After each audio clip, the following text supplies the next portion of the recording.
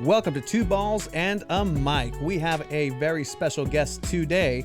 You may know him from such radio films, as Troy McClure would say from The Simpsons, as The Ben and Wood Show. He's a staple here in San Diego. Also recently just became the PA announcer for your 1904 FC soccer club here in San Diego. We're going to go ahead and talk with the great Stephen Woods. Steve, Mr. Woods, Señor Madera, how are you?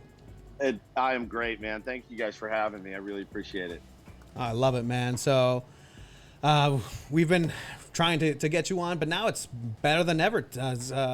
You were 1904's biggest signing in the offseason. So congratulations on that. I got to hear a little bit of it over in Carmel Valley. Carmel, I don't even know, man. Like I'm down here in Imperial Beach, man. So that's a different county for all as far as I'm concerned. But it was a good outing, man. How did you land that gig, bro? Oh, you can be honest. I was terrible in my first one.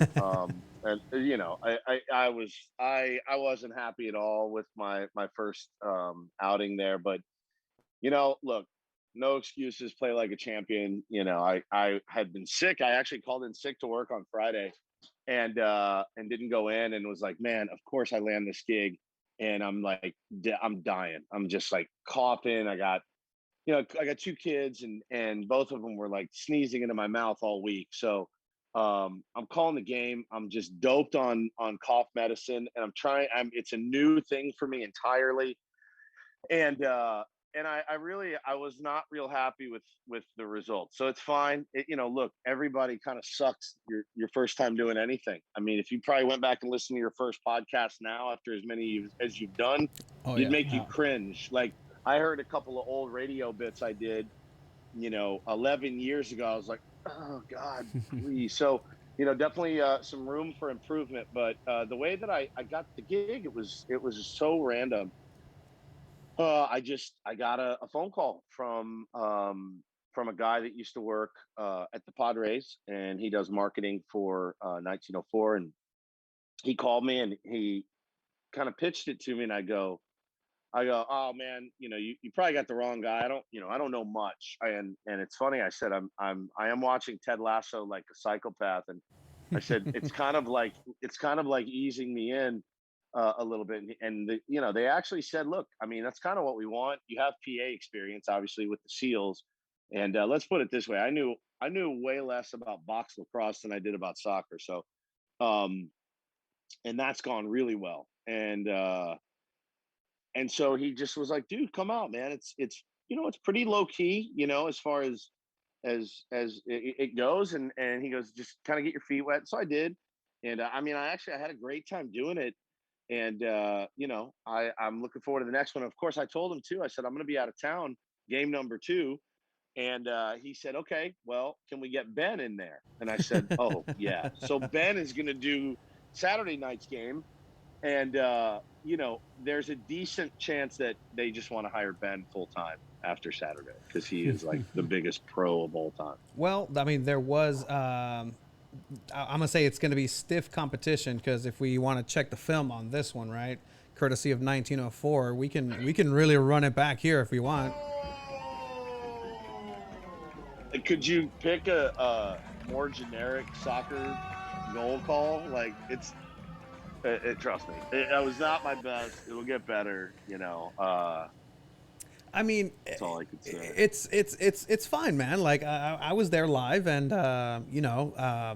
first of all, the first goal that you had to announce was an away goal, so that doesn't set you up for success at all. Mm-hmm. But it's one of those things where, like I said, like everything, like I go back and I listen to the shit that we had, and it's not the best at all. Even now, like, I'm just like, why do people listen? But they do, and we're thankful for that. Yeah, no doubt. And it's funny. I talked a little bit about it on the air. I got, you get the script, and you're like, okay, you want to hit these like sponsor reads, and obviously, I can do that stuff in my sleep. Well, I'm sitting there and I'm like, this game is starting in 6 minutes, and I don't have a lineup, and I'm supposed to read the lineup, and I don't have it. They haven't sent it to me. I don't have a starting lineup. So there's, let's say for argument's sake, let's say there's 25 guys on the roster and what 11 guys I got to announce, Yeah. right? Per side. So 22 guys I got to announce out of 50 names. So they run in there with like 4 minutes left and like, here's the starting lineup. So I'm like, oh my God, oh my God. So I'm looking at the full roster and then I'm having to correlate the number with the name. Then I'm having to write by hand the name down. Then I have to go to the pronunciation side and find the pronunciation to make sure I don't butcher that. And I had like 4 minutes to get it all done, and I'm sitting there on like a gallon of Dayquil, and I'm like writing these names down, and I'm like, oh God, oh no, oh no. And the panic sets in. And then towards the and there was no now look, it's a new venture, a new venue, everything. I mean, it's not a new venture, but new venue, kind of a new setup and everything else. Well, there were no radios. So nobody was radioing anything up to us. They got a spotter down there and he's texting us during the thing and we're waiting. I'm waiting for the subs. I'm waiting for the numbers and everything. And so I think, obviously there's a lot to clean up on everybody's end. I'll take my fair share of responsibility though. But yeah, man, like the lineup thing, not knowing, a lot how to say these guys' names, not knowing who was going to be in the starting lineup, dude, the panic set in and I was like, oh no, this is going to be so bad. But you know what, man, you grind through it. People were really nice and kind. I know I biffed it 100 times, but I don't have a lot of shame. So I'm just like, all right, all I can, there's nowhere to go but up at this point. So, But overall, I mean, first, I'm assuming first soccer game that you're the PA announcer for 1904, oh yeah. obviously. But how did you like the experience overall, the atmosphere? I know not a lot of people showed up. It is the first game. They kind of announced the season 4 days before it started. But how did you like the overall experience? Man, I had a great time because I was working with some people that I knew, number one, and then I got so many people came up and said hello, and it was awesome. And then so the guys run out, and again, I'm such a newbie, in the soccer world, and so I'm watching the guys run out, watching them warm up. I'm just trying to get my bearings, looking at all the papers that I got and trying to get the names and stuff. And then once the action started, it's pretty cool because I can just watch. Like I just get to watch. And the thing that I think there's a bunch of things that impressed me, but right off the bat, uh, it was the physicality of it. Like Yeah. they and I don't know if it's like this in this league. They let these dudes play for a while, like, Hmm. and then in the second half it got real chippy. Yeah. And if you know anything about me, I love chippy. I love chippy. I love getting chippy on the radio. I like getting chippy when I used to play baseball. I like getting chippy on the golf course. I love chippy, and it was chippy, and so it was really physical. Um, and then, dude, towards the end of the game, like it started to speed up. All the subs, they were running Yeah. subs in and out like crazy. And I don't know how many there are. So the guy's texting up. Finally, at the end, I couldn't even correspond the names anymore. I was just saying, all right, 19 for 4, 21 for 6. And I'm like, bro, I'm just gonna roll like this for the rest of the year if they let me because it was so it was so fast towards the end. But man, it was great, getting the one I keyed in on my guy. What's my guy? Who was my kid? Who scored the last goal? Uh, it wasn't Was it Lomeli. It was here. it was Pull it up. he just got out of college. Was it Wolfgang? Yeah, I think he was Was it he, Prentice? yeah, Wolfgang Prentice. Is that his name? Wolfgang Wolfie. Prentice? Yep, What the hell Wolfgang was it? Prentice. Yep. Yeah, Wolfie. Yep. Yeah. So within the first 9 seconds of that game, I just started watching that kid because he was running around like a lunatic and his motor was so high and it just didn't stop. So I kind of keyed in on him. And I think he ended up getting the game winner that night. And so it was fun, man. It was. And like, I'm looking forward, of course I'm going to miss this Saturday, but I'm looking forward to getting back out there when I feel great, at top of my game. And I learned a lot as far as like, a better process for me to go about it in game number 3. But yeah, I expect the crowds to be bigger, which means I got to be better. And the venue was great. It was a beautiful night. Like Yeah. one thing I remembered too, like at halftime, I was like, I'm gonna run out and get something to eat because I hadn't eaten anything. And then like the food truck line was super long, and I'm like, oh shit. I'm like, all right, I gotta bring like a sandwich or something. I gotta like pack a lunch next Yeah. time.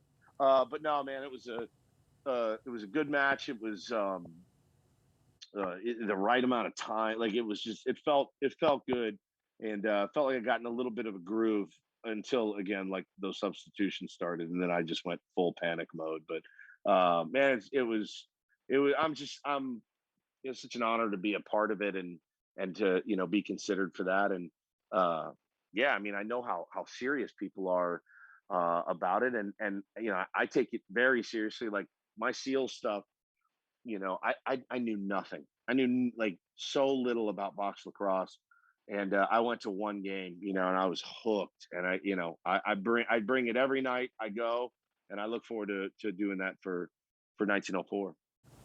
And like I said, it's something that is starting new season for 1904, and everybody's kind of in that off-season vibe. So, it's gonna take a little bit for everybody to fire on all cylinders. But I'm glad you really enjoyed it. I know in listening to the morning program and getting up at 5 a.m. too, I know that we're not the biggest fan of soccer or Euro kickball, as I've heard before. Yeah, Paulie calls it. So Paulie calls it. Does he call it European kickball? I always called it. My favorite thing to call soccer was professional keep away. Right. So my boy. So I've one of my best friends. In fact, probably my best friend. Back home in Dallas is a German guy, and dude, I mean I like it, dude, because like I won't when I got two kids and I already get up early enough, like, and I think it's so fascinating that like I have so many friends, like dudes I play golf with that are psychotic soccer fans. And I love the passion about, any whatever you have in your life that you're that passionate about. I think it's badass. I've never knock it. Um, and I'm like, bro, you really get your ass up at 3 o'clock in the morning and go down and watch, the Premier League or whatever. And my buddy back in Dallas, so I'll call him and go, all right, so there's a game on. What is it? And he's like, oh, this is, Bundesliga. And I'm like, all right, what's that? And he's like, well, it's this German league. I'm like, all right, well, do you guys play? And so I just fire question after question after question at him. And then so he'll talk to me for like an hour. And I'll go, ah, shit, I don't get it. I don't get it. Like, what's a friendly? Why are they calling it a friendly? Why don't they just put everybody in one giant ass league to play for a Super Bowl, right? I'm an American dipshit. This is what I know. Yeah. And so then he's like, no, it's better this way. It's better this way. And then, he gets into some of the funky rules and stuff with me. And I go, it just doesn't make any sense. Like anybody learning something new. Yeah. And I swear to God, you guys, it's so corny, but our buddy Craig Elston was like, you got to watch Ted. You got to watch Ted Lasso. He's like, you got to. Woodsy, he goes, I know you're not the world's biggest soccer. It's like everyone leads off with like, oh, that's Woodsy. He's not the world's biggest soccer fan. But he's got to watch Ted Lasso. I'm like, all right. And dude, I'm not kidding. Like, I was like, well, I'm in. And all my other buddies that were like, they have a couple friends that played ball with, and they're not huge soccer fans, but they're like, oh man, you're gonna be watching Premier League now. I go, yeah, I probably am, dude. I'm all in. Like I'm 100% on board. I probably watched that series, you guys, during COVID. I probably have watched it in its entirety 6 times. Oh wow. Yeah. Like 6 times. Like I love it. I love it. I love it. I love it. It's like, so it is really softened to me, and it's happened to me a bunch lately, guys, where like I used to hate golf and now I'm like the world's biggest golf psychopath. So I'm definitely coming around on the game. And then it's like anything, once I'm around it with 1904, bro, give me 4 months and it's probably a different conversation. Nah, man, I completely get what you're saying. That's how I am with baseball, actually. I just didn't start getting into baseball until at the start of the season, and he's teaching me everything that I'm, like, he's teaching me, oh, these signs are doing this, and there's technicalities for this, and everything. I'm like, oh, shit, baseball. Yeah, but this piece of shit is a Dodgers fan. Of course I'm a Dodgers fan. So, like, he's from L.A. He's from LA. L.A., so, like, he gets to flaunt that in my face. Well, yeah, and now, like, he's getting into baseball. for a team that's like they're about to go on a run. I mean, Yeah. they look good. Yeah. They're loaded. Rich getting richer for sure. But hey, look, I would say, you know, I would say that even though you're a Dodger fan, it's great that you love the game of baseball, and that's like, and one thing I tell you too, the it's funny. There's this rap that like golf gets, and then I think there was this rap that soccer gets too, of like of exclusivity and not inclusivity. And I couldn't disagree more. Like, I can't tell you guys, it was so cool because I think everybody knows, we've talked about it for years. Like you said, Woods isn't the biggest soccer fan, but man, when people found out I was doing the gig, I really only saw like one dickhead that didn't want me to do it. But this guy, like, he's hated me forever, and like, there's nothing, I could cure cancer and this guy would still call me an asshole. um and then like some Yeah. other some other girl was like, I'm just not sure. Like, he doesn't know the game, and I'm like, Yep. bro, I didn't know box lacrosse. Give me a chance, and I will. I'm going to do my very best to be a pro and learn the game and enjoy it. And it was really special. It really was. The people were very kind and inclusive, and golf has been the same way for me. You think of golf as like this stodgy country club sport. And dude, like, some of the people I've met are like the best people ever, and they just want to help you, like help you get better, or like help you get clubs, or like help you with your swing. It's been amazing, dude. So I'm finding a lot of kindness out there in that world. So it's been pretty cool. Let me just tell you that that person that said that, does he know soccer? Not that much. I think she's a Yeah. burner account, and Yeah. that's she, because we've been involved in the San Diego soccer Twitter community. This is an Yeah. individual who, quote unquote, lives in Guanajuato, which is like South Mexico, like deep Yeah. Mexico. Um, very into second, third division soccer here in San Diego. Doesn't have a profile picture. Doesn't is very like in with some of the stuff. Like, so don't worry about that. Like, Yeah. I mean, I'm glad Okay. I'm glad that you're the pro and you just like lasered through that. So don't Oh worry yeah. about that. But it's interesting. We've welcomed that person here to the show just to see, right? Like, I'm just Yeah. curious. And It's fun though. and I agree. As far as you're saying, like, so much love to give in soccer, man. That's how we feel with this podcast with 1904 and with San Diego Loyal, man. They've been nothing but super kind to us and giving us press passes and letting us talk to players and talking to the coaches. So I agree with you, man. Soccer here in San Diego is super inclusive and it's growing and it's even gonna get bigger. Yeah, I think so too. And there are so many people in this town, and that's the thing, is it constantly surprises me at like people's knowledge, dedication, to it. And it's cool. It's just cool. I'm kind of like the new kid at school, so I'm not gonna start making any bold proclamations or whatever. But man, I really enjoyed it. The first game, and look forward to getting back there, and getting better at that gig, and really like you know meeting the players, learning the players, and just understanding the game a little more. I had my buddy Rick Romero, who's on Twitter, RJ's Fro. I've known Rick forever, man. And he was up there. He was doing social media, and he was like filling me in on stuff. I'm like, all right, so what's this? What's this? I'm a pretty inquisitive person, and it's a hard balance for me too, because like I also don't. I try not to take life super seriously, though I'm like really serious about baseball and golf and everything. Yeah. But I do always try to keep in my mind at the end of the day, like, all right, let's relax. Like, it's like, let's not get too worked up about everything. You know what I mean? Like, let's take it seriously. It's a fine line. So I never want to be perceived that I don't care, but I also want to still be myself, and as a person that, like, at the end of the day, having fun and laughing is that's really all I care about, and really making other people laugh and have fun, even at my own expense. I don't care. It's kind of what I live to do. So no, it's been really cool so far. Now, if you want to just if you feel like you're gonna get into soccer, man, I'm just gonna give you a heads up. The team to watch this season is gonna be PSG from the French league.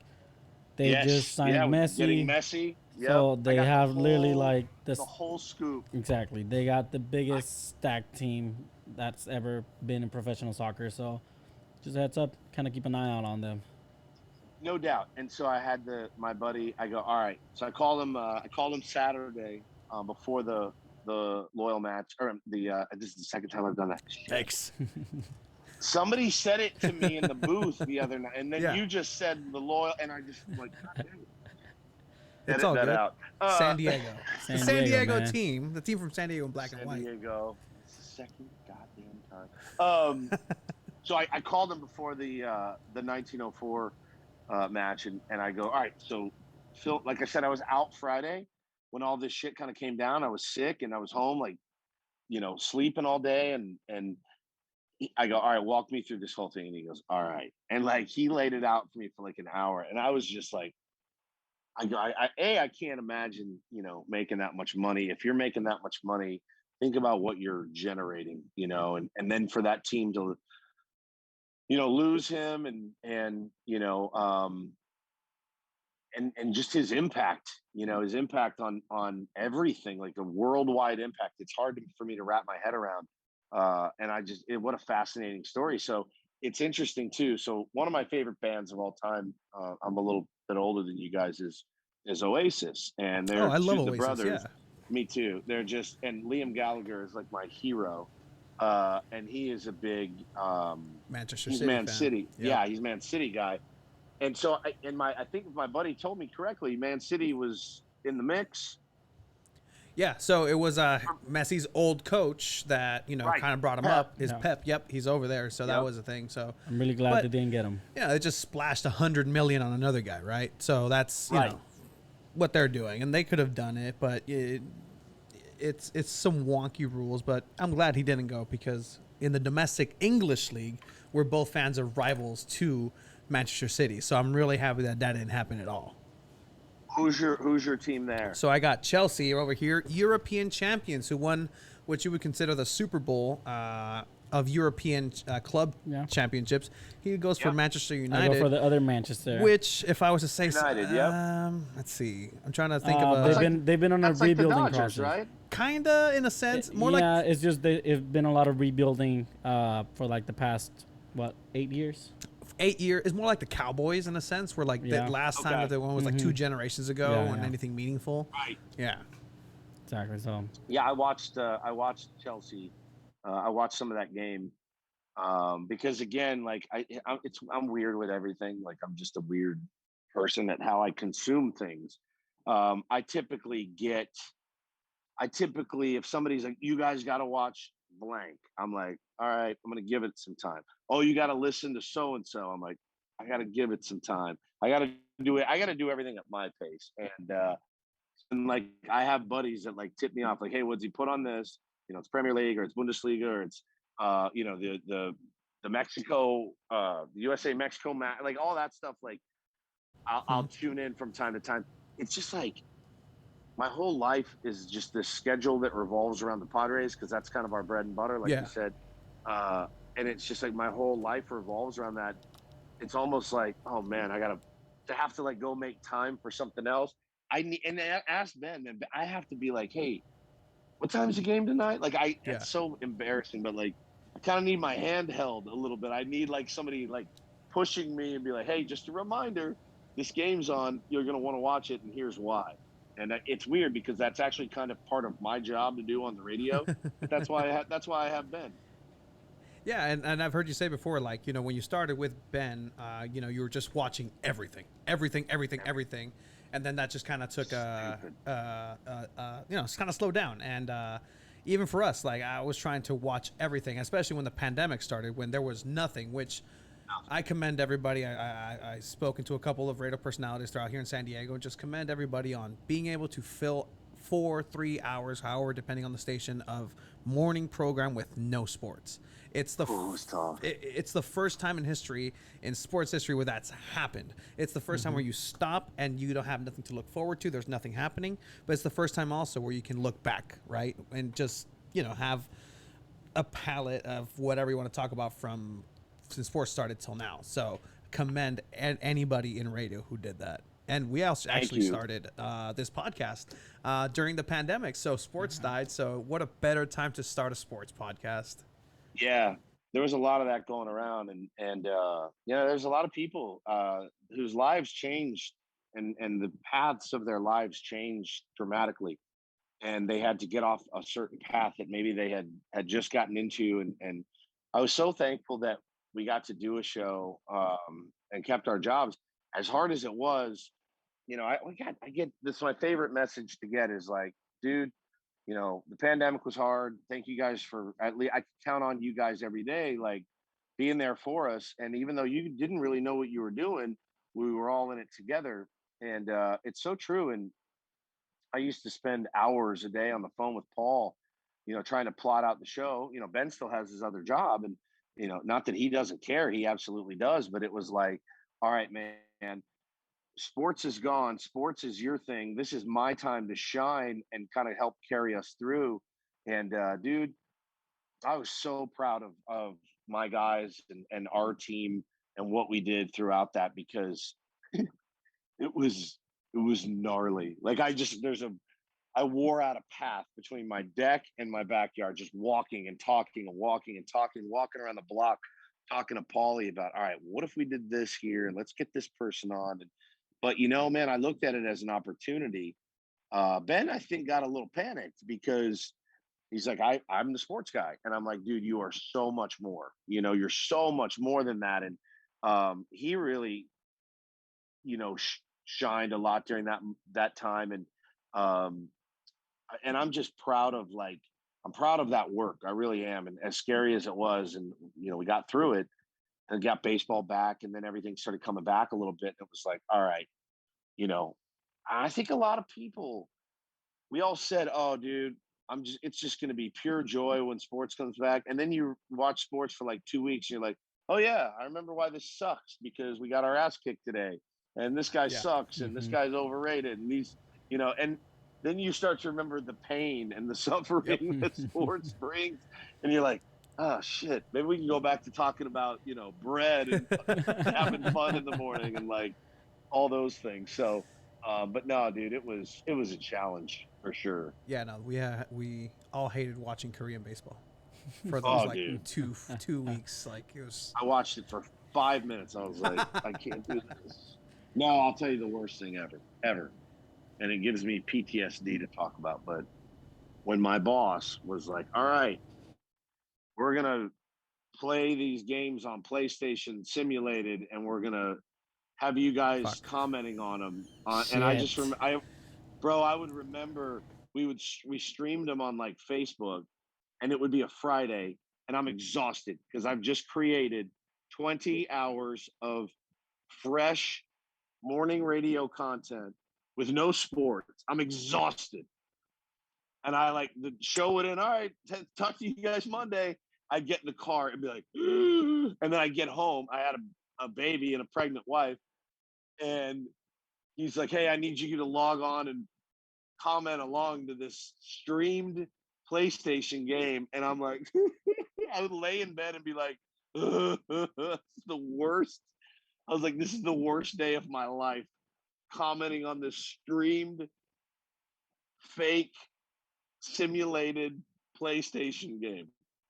It's funny you mention exactly that because, like I said, we started this program with no sports, so we had to come up with a fake simulated FIFA tournament game that we then commentated on in the United States. Because there was literally nothing. There was nothing. It was so bad. I mean, obviously we're still technically mid-pandemic. We had a second annual community COVID Cup. And we're probably gonna run it again. I mean, the way things are going right now, it looks like it, unfortunately. But no, I'm with you there. Like it was just people were scrambling for content. Yeah, you had to have something, anything. Yeah. But with the pandemic happening and everything, did you feel a little more connected to your audience than previous years, perhaps? Yeah, so much so. It was hard, dude, and it was hard. It was hard on me. It was hard on my family. There was a lot of fear. My wife was pregnant, and I was panicked. I was panicked every day. And we were out of the studio, and the radio business is like, well, we kind of need people in their cars, And I mean, look, you can listen on apps and things like that, and Hmm. Amazon and everything else. That's great. But the radio, we need people sitting in traffic, going, all right, let's see what Ben and Woods are up to. And there's a lot of competition for that ear in the morning. And yeah, I was pretty terrified. But dude, like, our audiences, they're just next level. Like, they're unbelievable, and they're family to us for sure. And I love them. I love them so much. And even when they're like shitty, and they can be shitty, they're still kind of always there for us. And we can certainly be shitty and have bad days and snap and tweet things we don't mean and whatever else. But like, there's a big community of us. And I cherish them very much, because they've stuck with us through some hard times. They've stuck with us through some shitty interviews. They've stuck with us through some stupid comments. They've stuck with us through the pandemic. And man, the connection is pretty deep between us and our listeners. We get a lot of good feedback, but I mean, we get not everybody loves you, and that's something that you got to remember and work through. And but yeah, I think our connection is pretty deep with our audience, and we're really proud of that, man. We work hard at it too. It's a labor of love for sure, but we love it. And it's great that you guys survived everything, and as a show you guys are coming together and still bringing great content. It also helps that here in San Diego, myself being a lifelong San Diegan and a San Diego Padre fan, that your hometown or in your market the team is doing well, right? Especially after so many years of misery and pain and people not sliding and touching home base, and just Yeah. shit like that throughout these years. And it's great that now finally you have the San Diego Padres who are interested. In third place. Fuck off. All right. Yes, they're still in Yes, they're in third third place, but place. it's That's fine. fine. There's That's still plenty of fine. time. Exactly. And Unbelievable. right, it's Dodger fans. But paint me a picture, right? Like, again, I don't want to go too much into which you guys talk about over 4 hours in the morning every day on 97.3 The Fan. Check it out, the Ben and Wood Show. As you probably have, like, why wouldn't you if you were listening to this interview? But paint a picture as far as like what this San Diego Padres organization is doing in these last couple of years. As somebody, explain maybe hint with some peripheral knowledge of baseball, what makes what's happening here in San Diego as a lifelong baseball aficionado, what makes it so wonderful? The fact that there is a concerted effort from the ground up to build a champion here. And that's the goal now. And it's a organizational goal, and it starts at the top. And these guys want to win. They're going to do what it takes to win. And I do feel, and I've been here since 2010. And I've said this a billion times. People are probably tired of hearing me say it, but like, I love the game so much. It's so important to me. I cherish it. And if I was doing radio in Cincinnati, I would probably have felt this way about the Reds, right? Like, if I went to Cincinnati and got married to a Cincinnati girl and had two Cincinnati kids and was on the flagship, I just love the game. But here's what's happened. It's weird. This team has stolen my heart, my fandom from any other team. It has brought my family in so much closer together. My two sons are being raised exclusively as Padre fans. We watch every game. I'm a season ticket holder, um, and it's interesting because I don't ever want to get tested on this, but if I was fired tomorrow, that doesn't change. I'm in. I'm in. Yeah, I'm in for the rest of my life. Good, bad, ugly. My kids, like my son, seeing my son be so into the game and so into Manny and Fernando, and he knows every player, can name and he's 3 years old. And me taking him to ball games, my wife, who like never liked baseball, is like obsessed with the Padres and what it's done for my family. Like the experiences, the joy that it's brought us. I don't know if you guys remember so we won this. I didn't expect this to happen, but we won that playoff series again last year against the The Cardinals, Cardinals. Yep. and it was on a Friday night. Mm-hmm. Stammen started. We were moving into our new house where I live now, and we were moving from our old condo where my wife, it's been in her family for 40, 50 years. My wife's father passed away there. My son took his first steps there.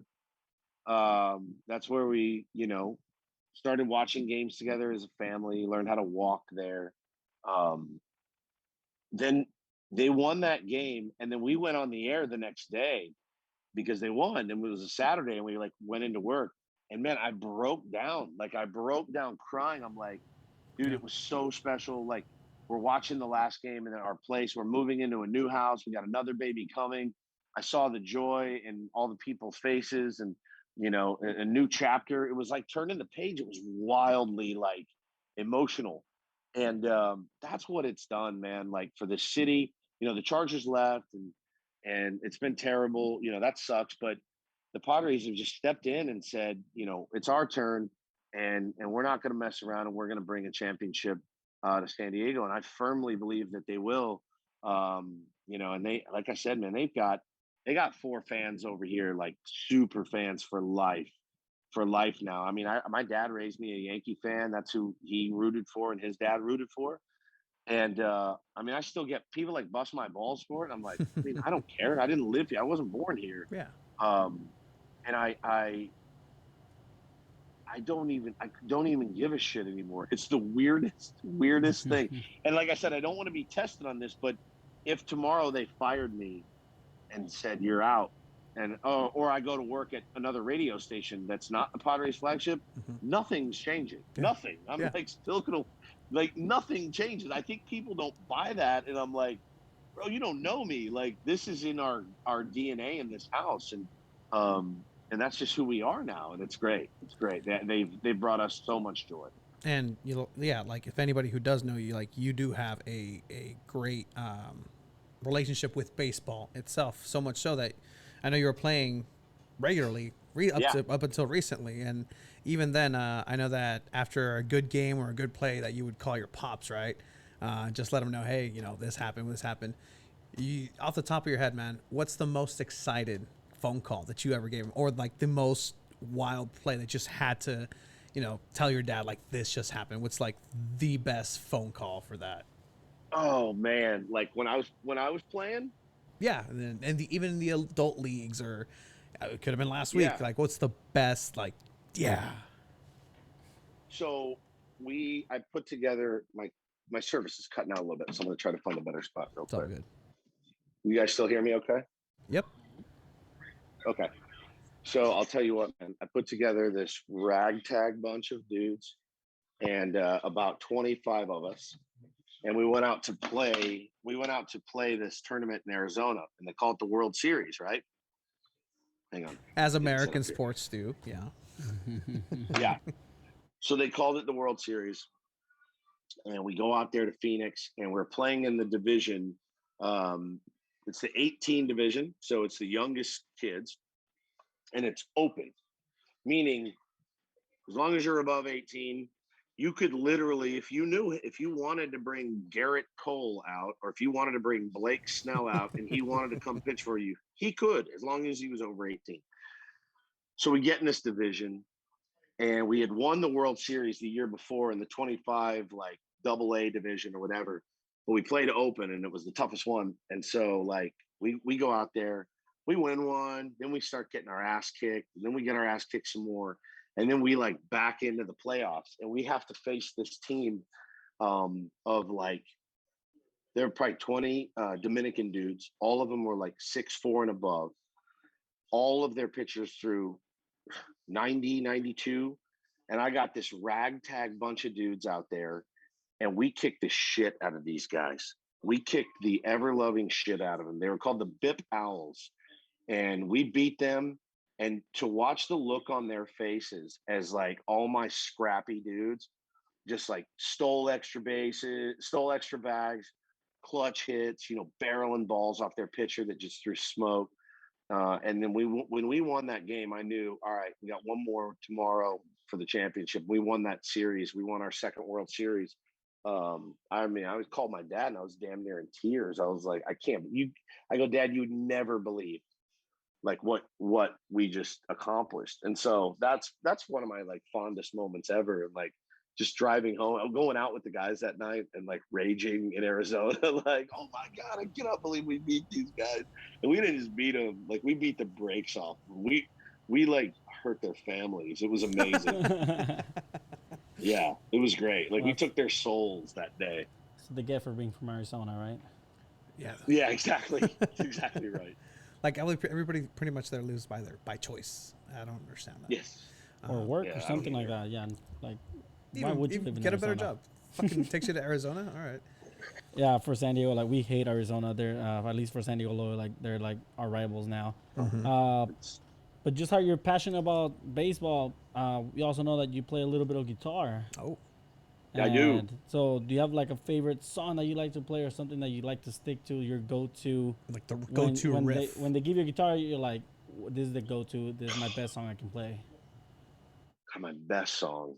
I'll just play you guys something here. Let's see if I'm down for that. I'm hella down for that.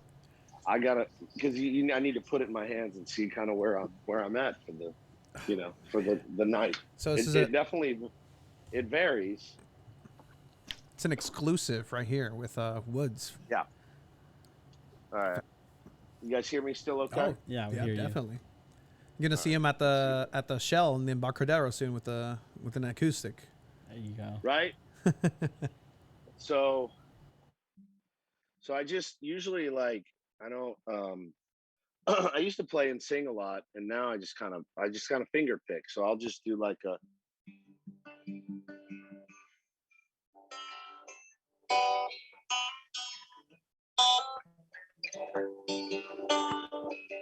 and I'll just kind of mess around.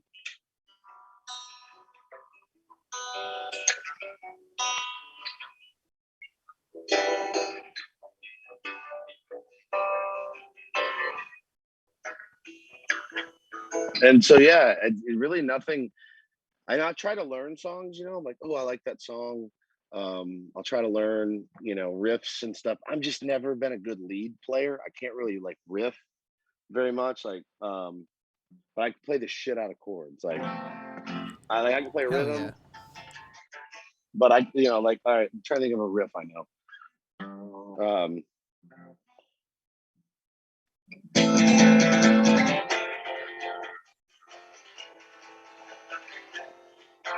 I'll butcher this. Oh, what? I told you. Well,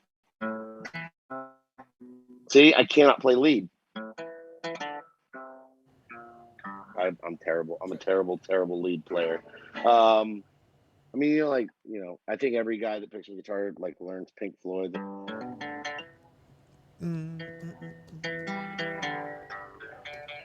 But I'm like, I'll play chords all night. I really love, I play a lot of like The Verve and Oasis, and there's a couple of like singer-songwriter guys I like a lot. But yeah, I just strum now, and like it just makes me feel better and just pick a little bit. Nice. See, I like this.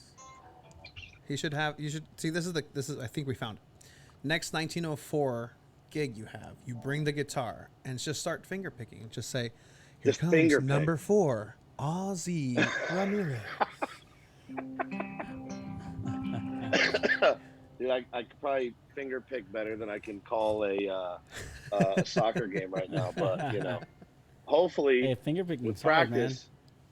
Yeah, hopefully with practice, they both get better. I wanted to come out of the pandemic like like Eddie Van Halen. But Oh, I'm just rest in like peace. such a terrible, like I didn't practice. I just don't practice enough, you know?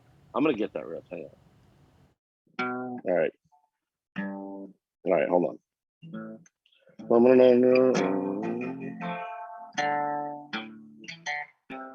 God damn it. All right. You know what I'm playing Heart. I'm terrible. That's the guitar players too. They always will sit and play it until they figure it out, and it's so annoying. Yeah. And I always hate that. I mean, but no, I've always liked playing. I've never been very good, but I've, you know, I mean, I used to play in bands and stuff and sing, and I really have kind of lost my voice since I talk on the radio for a living and do PA for the Seals, which is basically like, you know, being at a heavy metal show. Like, let's go, and then my throat's just cashed after Seals. Like, oh, I got a riff I can play. I know one. Yeah, drop D here. There we go.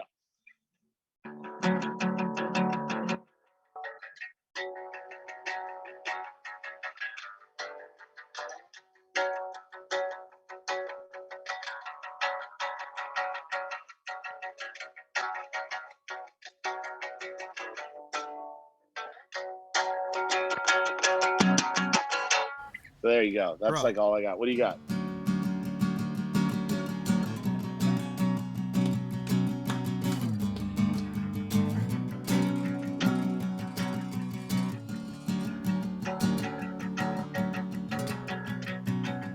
And that's a fun one, man. Yeah. Hell yeah. And it just That's goes, a fun one. and then it just goes on from there. If anything, this is his guitar. So That's the one song he that's knows. the one song that I always go back to. That's it right there.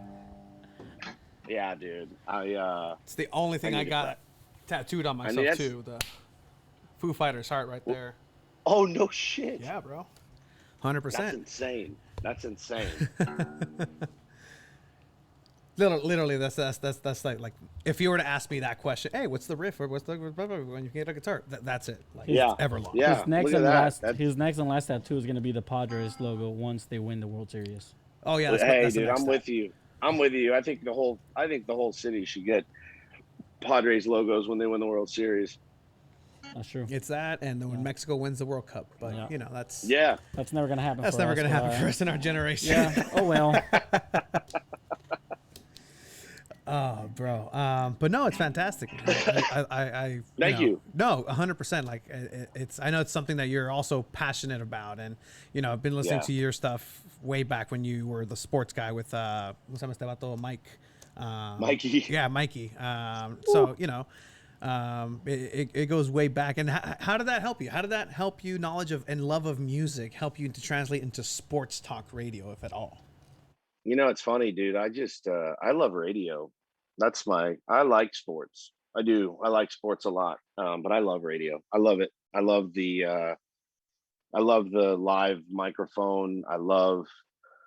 It's, you know, my favorite in the world. My favorite thing is, Woodsy, I just spit coffee all over my windshield. You know, like, you got me. Having a partner like Ben makes it 1,000 times better to come to work. He knows, like, I'm gonna get him. You know, he knows I'm gonna get. He trusts me. Like, he knows it's not malicious. We bust balls all the time. But no, I mean, you know, it's why it really doesn't bug me if people are like, oh, you know, you don't know shit about soccer or basketball, or I'm like, yeah, but I know radio. You know, I know radio, and that's what I love the most. Is I love collaborating and putting together, you know, interesting and entertaining breaks that maybe help people get a better mood as they're driving to work, you know, or if I tell a story that they're like, holy shit, my wife does that, or like, oh, Woodsy, and I can't tell you, man, like how many like life lessons I've learned from our audience. You know, when I was struggling early on with fatherhood and managing and switching to sports at the same time. Holy shit, dude. It was like the worst transition period of my life. And trying to be a dad and do sports on not just any sports station, but like the mighty 1090 was fucking bananas. And like so many people were so supportive, and it's why I never like quit, you know, and it's why I never gave up. And like I just, so many people were so kind and had such good advice and like so supportive about it. I love the community of local radio. I love it, and I like podcasting, and I like, blogging, and I like everything else. But I love, Ben does news and sports on TV. There's just no connection that you can have in media like live local radio. It just still, man, after this many years of doing it and getting up early and making sacrifices, dude, I'm still like the luckiest guy on the planet. And if it's not sports one day, as long as I'm sitting in a room when people are driving to work and I get to bullshit with my friends about whatever it may be, I'll be happy, because I have found like what I feel like I was meant to do. And not many people get to say that, and I know how lucky I am. So, man, I love it. And so, sports may come and go, music may come and go, whatever, but like I love radio. Radio comes first for me,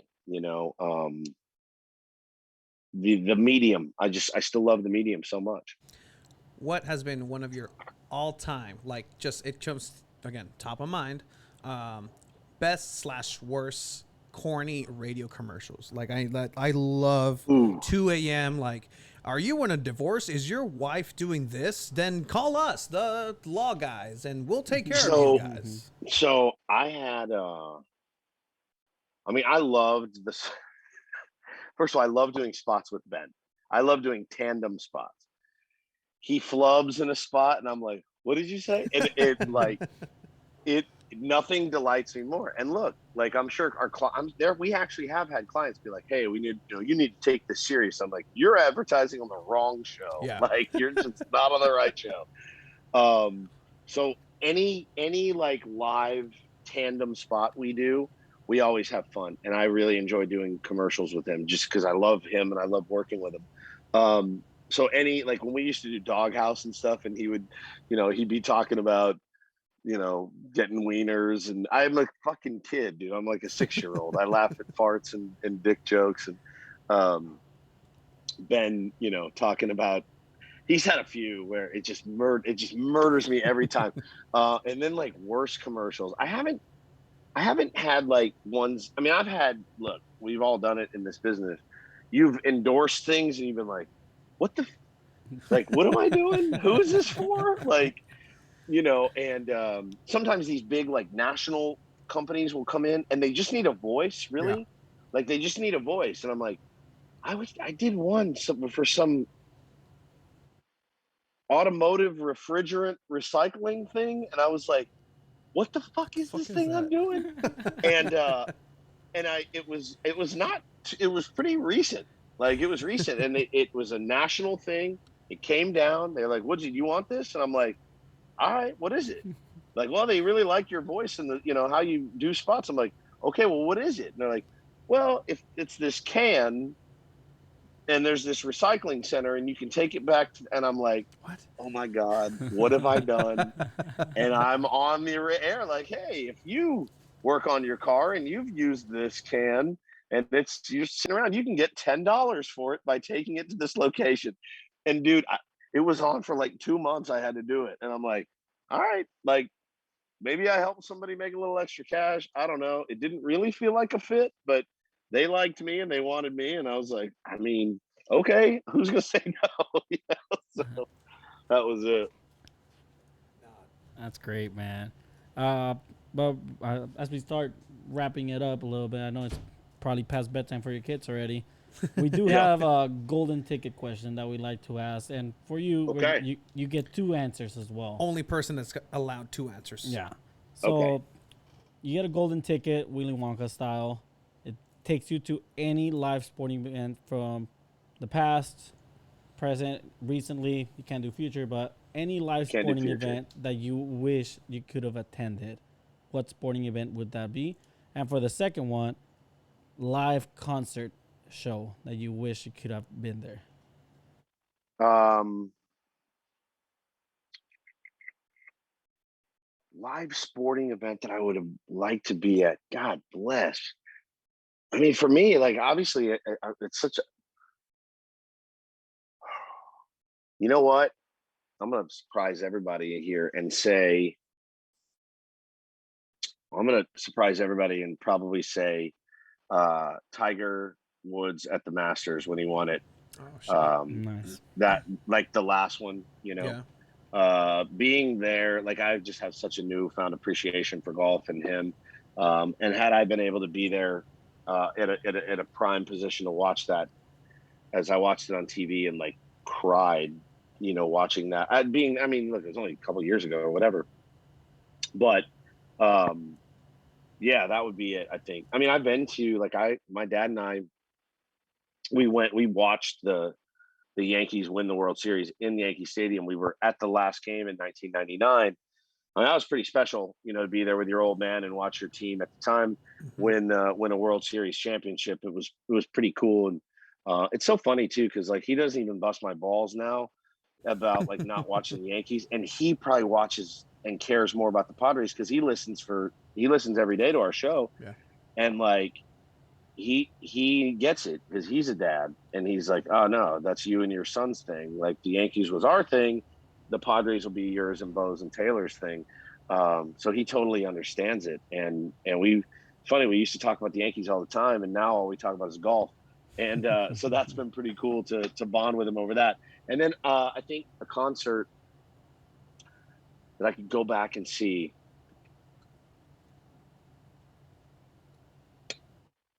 I mean, I would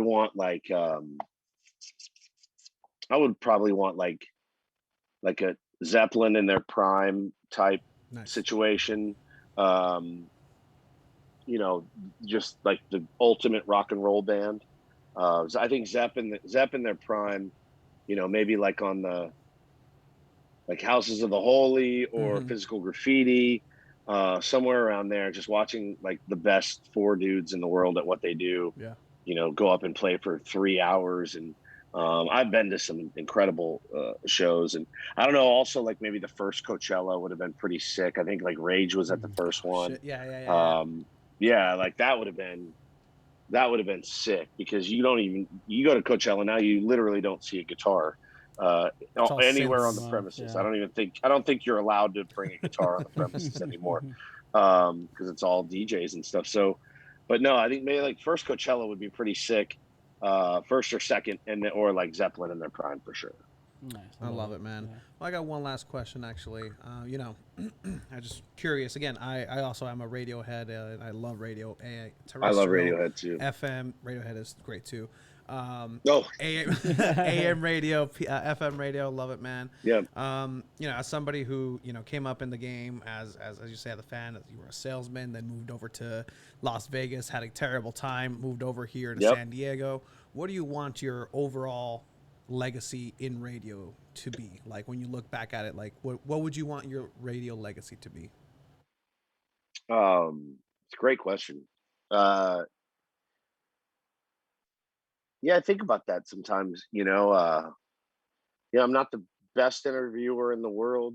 I'm not the most knowledgeable, but I'm pretty passionate, you know, and I think passionate and funny would be like the legacy I want to leave behind when my kids are, you know, hopefully much older and like, oh, dude, I listen to your dad on the radio. He fucking used to make me laugh so hard on my way into work.